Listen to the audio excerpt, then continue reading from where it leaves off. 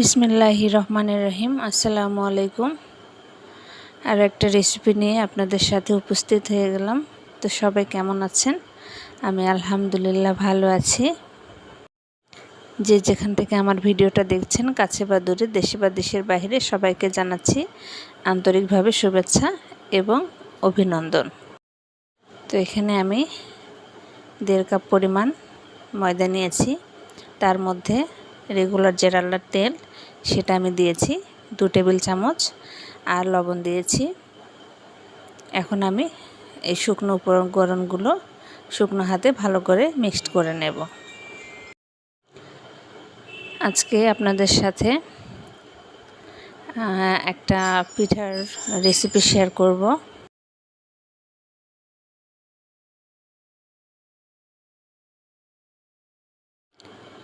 তো বেশ কিছু সময় ধরে আমি এই শুকনো উপকরণগুলো ভালো করে একসাথে মিশিয়ে নিলাম। এখন আস্তে আস্তে ডোটা তৈরি করে নেব। শুকনো উপকরণ মিশিয়ে নেওয়ার পরে এখন এর মধ্যে অল্প অল্প পানি দিয়ে আমি ডোটা তৈরি করে নেব। আর পানিটা কিন্তু একদম নর্মাল পানি। আমি এখানে নর্মাল পানি দিয়ে ডোটা তৈরি করছি। এখানে গরম কুসুম পানি এগুলো কিছু দেওয়ার দরকার নেই। নর্মাল পানি দিলেই পিঠাটা অনেক সুন্দর হবে।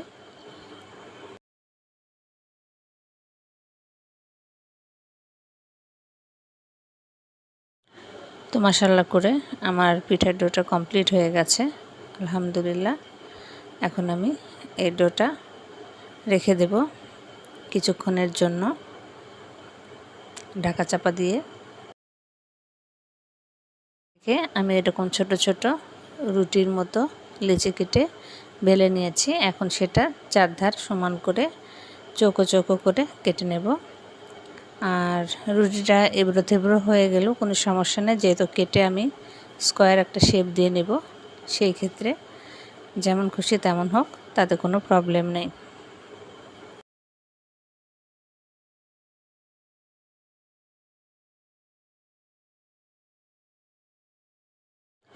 মাশাআল্লাহ করে আমার পিঠার ইয়েটা কেটে নেওয়া শেষ। এখন আমি আস্তে আস্তে একটা চাকু দিয়ে এটার মাঝখানে চিড় দিয়ে দিয়ে নেব। আপনারা চাইলে পিৎজা কাটার যে ইয়েটা আছে সেটা দিয়ে করতে পারেন, ওটা দিয়ে আরও ভালো হয়। তো আমার কাছে ছিল না, আমার কাছে চাকু ছিল, এটা দিয়ে আমি করছি। আসলে সবার ঘরে তো পিৎজা কাটার ইয়েটা থাকে না, তো চাকুটা সবার ঘরেই থাকে, তাই আমি চাকু দিয়েই করছি। আর যদিও আমার কাছে পিৎজা কাটার ইয়েটা নেই, তো এটাতে একটু সমস্যা হয়, ওটা একটু স্মুথলি করা যায়, তো হয়ে যায়, তাতে কোনো প্রবলেম নেই। তো আমি আগে আস্তে আস্তে সবগুলো এটা চিট দিয়ে নেব।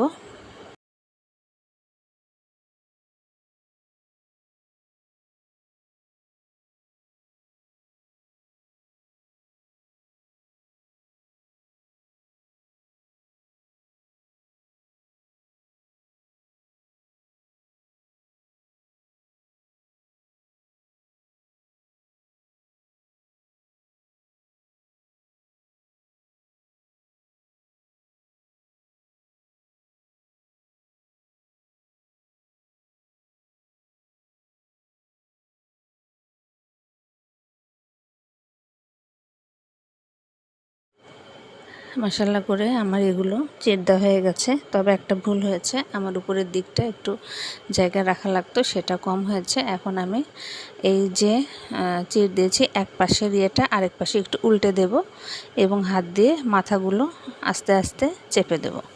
দেখেন আমি কিভাবে করছি, দেখলে বুঝতে পারবেন।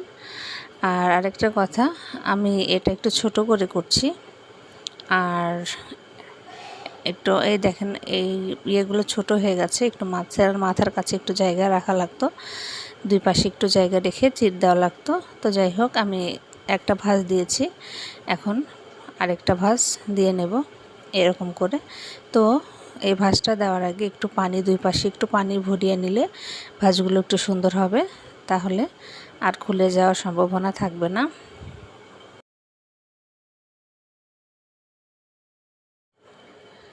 তো এখন আবার আরেকটা দিয়ে ফোল্ড করে নেব। এই যে আরেকটা দিয়ে দিলাম। একদম সিম্পল প্রসেসে পিঠাটা তৈরি হয়ে যায়, কিন্তু খেতে দারুণ মজা।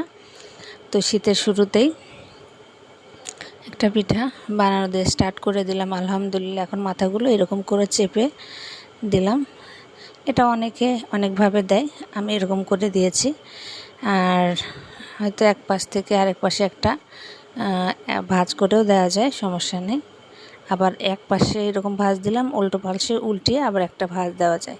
তো এই যে মাঝখানে যে ফাঁকা জায়গা আছে, এই মাঝখান দিয়ে আমি এটা ঢুকিয়ে দেব, দিয়ে জাস্ট একটু উল্টিয়ে নেব, ব্যাস এমন করে। এই দেখেন মাশাআল্লাহ কত সহজে যে কেউ এটা করতে পারবে, কোনো সমস্যা নেই। যে এটা আমার এটা চিকন হয়েছে কারণ আমি শীটটা নিয়েছিলাম একটু ছোট। এটা যদি বড় শীট নেওয়া যায় সেক্ষেত্রে পিঠাটার ভাঁজগুলো সুন্দর হবে। তো আমি আরেকটা একইভাবে করে দেখাচ্ছি।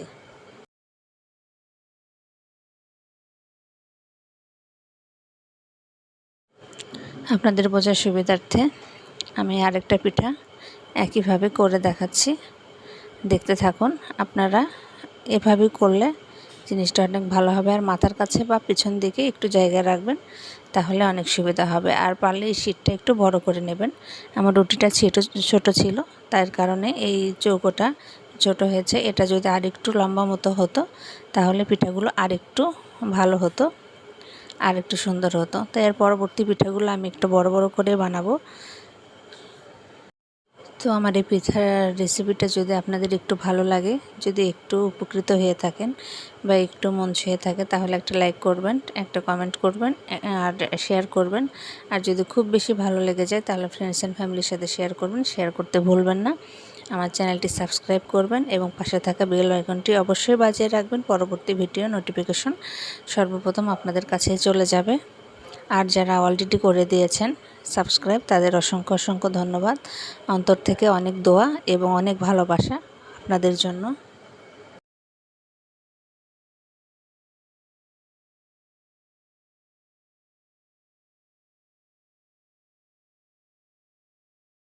তো আমি একইভাবে আরও একটা পিঠা আপনাদের সাথে শেয়ার করলাম।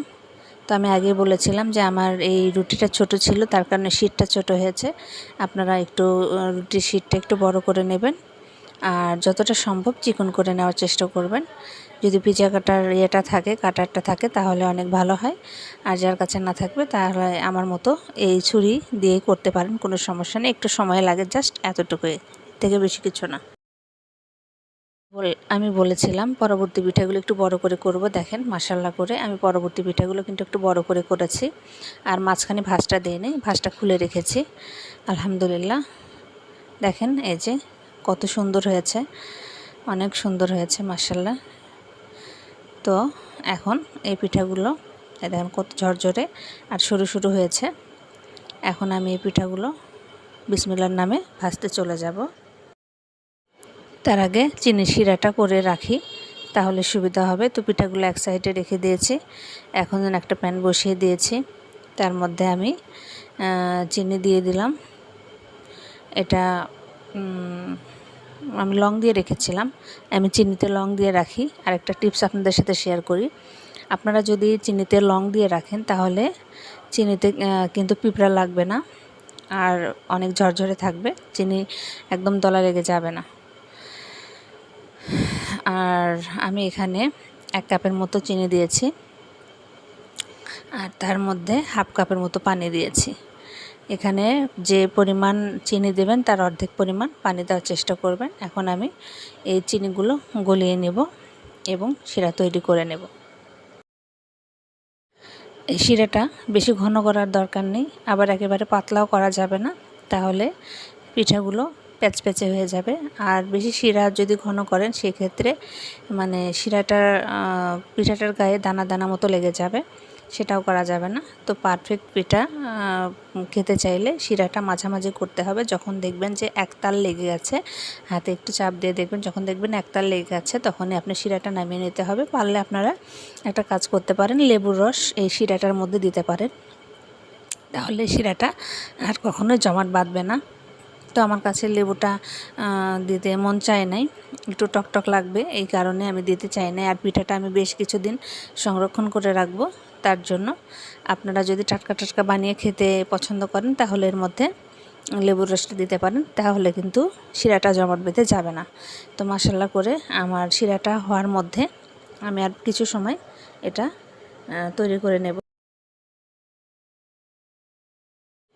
তো শিরাটা প্রায় হয়ে গেছে, অলমোস্ট ডান।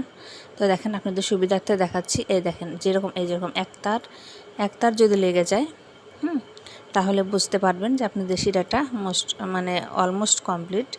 তো এখন আমি নামিয়ে নিয়েছি। এখন চুলায় একটা প্যান বসিয়ে দিলাম আর তার মধ্যে দিয়ে দিলাম পর্যাপ্ত পরিমাণ তেল।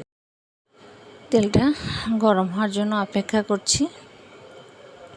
তেলটা গরম হয়ে আসলে এর মধ্যে পিঠাগুলো দিয়ে দেব। এখন একটা একটা করে এই যে পিঠাগুলো এর মধ্যে দিয়ে দিচ্ছি। আর পিঠা ভাজার সময় খেয়াল করবেন, যেহেতু এর মধ্যে অনেকগুলো লেয়ার হয়েছে, হ্যাঁ, পাতার অনেকগুলো খেজুরের পাতার মতো হয়েছে আর কি, অনেকগুলো চিকন চিকন লেয়ার হয়েছে।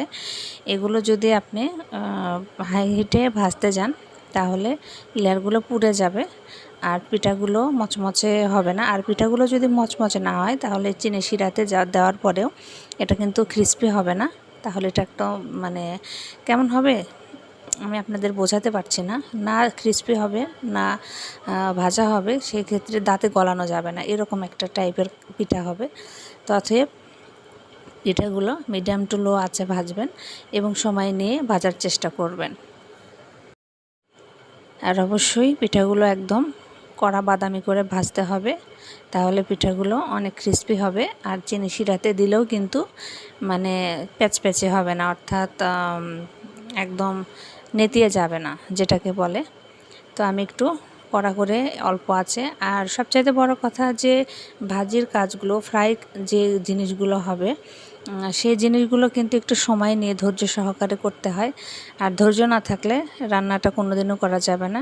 রান্নাটার ক্ষেত্রে প্রত্যেকটা কাজের ক্ষেত্রেই ধৈর্য আছে, তবে রান্নাটার ক্ষেত্রে আরও একটু বেশি ধৈর্য দিতে হবে, তাছাড়া পারফেক্টভাবে রান্না করতে পারবেন না। আর পারফেক্টভাবে যদি রান্না না হয় তাহলে খেতেও পারফেক্ট হবে না। তো মাশাআল্লাহ করে আমি উল্টে পাল্টে এরকম গাঢ় বাদামি করে ভেজে নেব।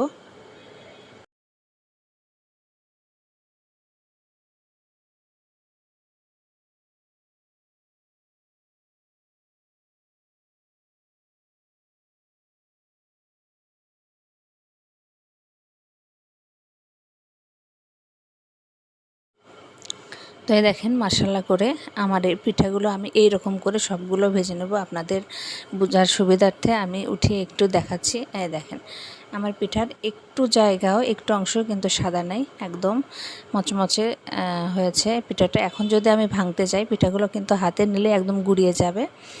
তো যাই হোক, এমনিতেই পিঠা আমি এখানে কম বানিয়েছি তাই আপনাদের আর গুঁড়িয়ে দেখালাম না, তবে আপনারা নিশ্চয়ই বুঝতে পারছেন, পিঠাগুলো দেখেই বোঝা যাচ্ছে যে কতটা মুচমুচে হয়েছে।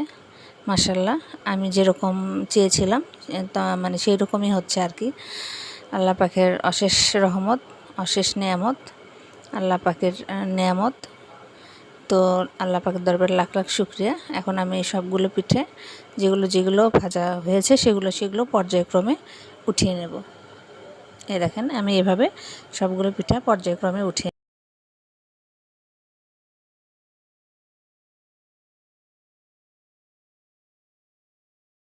তো এখানে আমার আরও কিছু পিঠে আছে, আমার সবগুলো পিঠে এর মধ্যে ধরে নাই। তো আমি প্রথম পর্যায়ের পিঠাগুলো ভেজে নেওয়ার পরে দ্বিতীয় পর্যায়ের পিঠাগুলো একসাথে ভেজে নেব, তারপর একসাথে চিনি শিরাতে দিয়ে দেব আর কি। যেহেতু এক পাশে একটু খালি হয়ে গেছে, আমি আমার মাকে দেখেছিলাম কোনো ডালের বড়া বা কোনো কিছু ভাজতে গেলে যদি এক পাশের পিঠাগুলো বা এক পাশের এগুলো হয়ে যেত, এক পাশে ফাঁকা হতো, তখন ওই পাশে আবার দিয়ে দিত।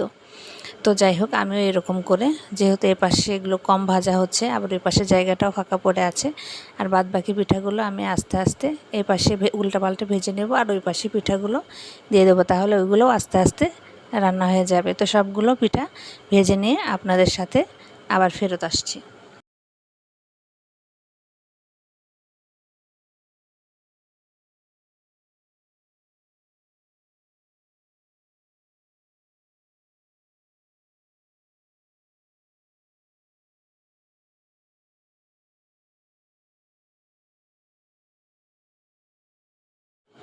তো মাশাল্লাহ করে প্রথম পর্যায়ের পিঠাগুলো সম্পূর্ণ ভাজা শেষ। এখন দ্বিতীয় পর্যায়ের পিঠাগুলো একইভাবে আমি ভেজে নেব উল্টে পাল্টে। তো দেখেন আমি সবগুলো পিঠা ভেজে নিয়েছি মাশাল্লাহ, এবং নামিয়ে নিয়েছি। এখন এগুলো শিরাতে দেওয়ার পালা। আমি যে শিরাটা করে রেখেছিলাম, আমি কোনো প্রকার লেবুর রস কিন্তু দেই না এখানে। তো আমি এই শিরাটার মধ্যে এখন সম্পূর্ণ পিঠাগুলো দিয়ে এরকম উল্টে পাল্টে নেব। আমার মানে শিরাটা পারফেক্ট ছিল বিধায় আমার শিরাটা জমাটো বাঁধে নাই, আবার শিরাটা কিন্তু একেবারে পাতলাও হয় না। একদম পারফেক্ট যে শিরা হয়েছে সেটা। আমি আবারও বলছি, শিরাটা যদি পাতলা হয়ে যায় তাহলে কিন্তু মুচমুচে থাকবে না, পিঠাটা নেতিয়ে আসবে, এত ক্রিস্পিনেস থাকবে না। আর পিঠাটা আর যদি শিরাটা বেশি ঘন হয়ে যায় তাহলে কিন্তু পিঠাটার গায়ে দানা দানা মতো চিনি লেগে যাবে। তাই শিরা বানানোর ক্ষেত্রে একটু বুঝে শুনে শিরা বানাবেন। তো যেহেতু আমার শিরা অল্প, সেক্ষেত্রে আমাকে উল্টে পাল্টে একটা একটা করে পিঠা শিরাতে ডুবিয়ে নিতে হচ্ছে। আর আরেকটা কথা, সেটা হচ্ছে যে আপনারা হাত দিয়ে চেক করে নেবেন, যখনই একতার মতো লেগে যাবে তখনই শিরাটা নামিয়ে ফেলবেন। আর যদি কেউ সঙ্গে সঙ্গে বানিয়ে খেতে চান তাহলে আপনি এর মধ্যে একটু লেবুর রস দিতে পারেন, তাহলে শিরাটা কোনোভাবে আর জমাট বাঁধবে না। মাশাল্লাহ করে আমার সবগুলো পিঠা শিরাতে ডুবানো শেষ। এখন আমি এই পিঠাগুলো সার্ভ করে দেব। চলেন দেখেন, আমার সাথে থাকেন কেমন হয়েছে আমার পিঠেগুলো। মাশাল্লাহ মাশাল্লাহ, দেখেন পিঠাগুলো কতটা সুন্দর হয়েছে। আর সত্য কথা বলতে এত ক্রিস্পি হয়েছে তা বলা যাবে না, অনেক সুন্দর। আর দেখেন রসে একদম টইটুম্বুর হয়ে গেছে। দেখেন আমি কাছ থেকে আপনাদের ক্লোজ করে দেখাচ্ছি, আর প্রত্যেকটা শেড কত সুন্দর বোঝা যাচ্ছে।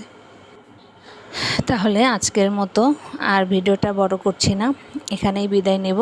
ভালো থাকবেন আপনারা, সবাই সুস্থ থাকবেন। আবার কোনো দেখা হবে, আবার কোনো ভিডিওতে, আবার কোনো ব্লগে, আবার নতুন কোনো ভিডিওর সাথে আপনাদের সামনে আবার হাজির হয়ে যাব। সেই পর্যন্ত সুস্থ থাকেন, ভালো থাকেন। আল্লাহ হাফেজ, আসসালামু আলাইকুম।